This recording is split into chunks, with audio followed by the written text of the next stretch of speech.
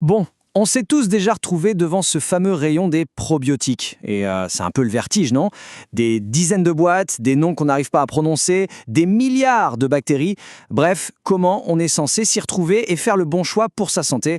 Allez, on va décortiquer tout ça ensemble pour y voir beaucoup plus clair. Et là, évidemment, la question qui vient tout de suite, c'est OK, mais c'est quoi le meilleur probiotique? C'est normal, on cherche tous ce produit un peu miracle, la formule magique qui va tout résoudre, mais et si ce n'était pas la bonne question à se poser? Et si le problème, c'était justement cette question? Eh ben voilà la clé. Le vrai secret, en fait, c'est pas de trouver le meilleur probiotique dans l'absolu. Ça n'existe pas. Le but, c'est de trouver celui qui correspond précisément à un besoin personnel et spécifique. Et ça change complètement la façon de voir les choses. On arrête de chercher une solution taille unique pour se concentrer sur du sur-mesure. Ok, donc pour trouver cette solution sur mesure, la première étape, c'est d'apprendre à lire, la carte d'identité de ces bactéries. Parce que tout le secret, il est là, caché dans leur nom. C'est vraiment le point de départ pour faire le bon choix. Alors concrètement, comment ça se lit ce nom à rallonge? C'est simple, imaginez un nom complet. D'abord, on a le genre, c'est un peu le nom de famille, par exemple Lactobacillus. Ensuite, on a l'espèce, comme le prénom, Rhamnosus. Mais, et c'est ça le plus important, la vraie star de l'histoire, c'est la souche. C'est le code unique, le petit GG à la fin. C'est ce code qui est la garantie absolue que la bactérie dans la gélule, c'est exactement celle qui a été étudiée scientifiquement et qui a prouvé son efficacité pour un bienfait précis.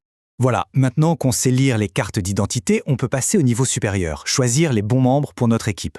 On peut voir chaque souche comme un super-héros avec son propre super-pouvoir, sa spécialité bien à elle.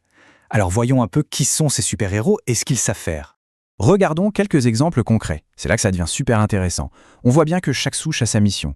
Par exemple, pour préparer un voyage, on pense tout de suite à Saccharomyces boulardii ou Lactobacillus rhamnosus JG, qui sont vraiment les spécialistes pour éviter les désagréments digestifs. Si on parle plutôt de ballonnement, en particulier lié au syndrome de l'intestin irritable, alors le super-héros c'est Lactobacillus plantarum 299V. Pour le confort intime féminin, des souches comme Lactobacillus reuterière C14 ont été spécifiquement étudiées pour ça. Ou encore, pour un bon transit au quotidien, notamment chez les seniors, Bifidobacterium lactis BB12 est une des grandes références. On voit bien le principe. Un besoin, une souche. Bon, la théorie, c'est super. Mais maintenant, comment on fait concrètement une fois devant le rayon? L'étape suivante, c'est de devenir un pro du décryptage d'étiquettes. On va voir ensemble une petite checklist toute simple pour être sûr de la qualité de ce qu'on achète. Alors voilà, la fameuse checklist qualité en 3 points, c'est super simple. Premièrement, on cherche le nom complet de la souche, on doit voir ce fameux code, le GG ou le 299V, s'il n'est pas, c'est un peu un drapeau rouge. Deuxièmement, on vérifie la quantité de bactéries, les UFC, et là, attention au piège, il faut que cette quantité soit garantie jusqu'à la date d'expiration et pas seulement au moment de la fabrication. Pourquoi? Parce que les bactéries sont vivantes et leur nombre diminue avec le temps. C'est crucial. Et enfin, troisième point, le moins d'additifs possible.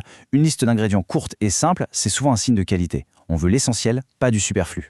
Ok, on a beaucoup parlé des gélules, des compléments, c'est un outil hyper puissant et très ciblé, c'est vrai. Mais il ne faut pas oublier que ce n'est pas la seule façon de prendre soin de son microbiote. En fait, notre assiette de tous les jours joue un rôle absolument fondamental. Et là, on a vraiment deux approches qui ne s'opposent pas, mais qui se complètent. D'un côté, les compléments, c'est un peu des snipers. On vise une cible très précise avec une souche spécifique à haute dose pour un effet attendu. De l'autre côté, les aliments fermentés, c'est plus comme semer un champ avec plein de graines différentes. On n'a pas la même précision, mais on enrichit la diversité globale de l'écosystème. L'idéal, c'est de combiner les deux. Et pour que tout ce petit monde fonctionne bien, il faut penser à deux choses. D'abord, il faut apporter les ouvriers. Ce sont les probiotiques, les bonnes bactéries qu'on va trouver dans les yaourts, le kéfir, la choucroute crue. Mais ensuite, et ça c'est super important, il faut nourrir ces ouvriers. C'est le rôle des prébiotiques, leur carburant en quelque sorte. Ce sont des fibres qu'on trouve par exemple dans l'ail, les oignons, les asperges. Le duo gagnant, c'est vraiment ça, apporter les bactéries et leur donner à manger. Donc pour résumer, le message à retenir est assez simple au fond. Il faut arrêter de chercher le meilleur probiotique universel. La vraie démarche, c'est de commencer par identifier un besoin précis et ensuite de chercher la bonne souche qui y répond. C'est en faisant ça qu'on passe d'un achat un peu au hasard à un choix vraiment éclairé et efficace. Et du coup, la question qui se pose maintenant que le code est décrypté, c'est quelle est la première chose qui pourrait être soutenue? Est-ce que c'est le confort digestif au quotidien, le système immunitaire, la préparation d'un voyage? Il y a sûrement une souche qui attend de pouvoir aider. La question, c'est juste de savoir par où on commence.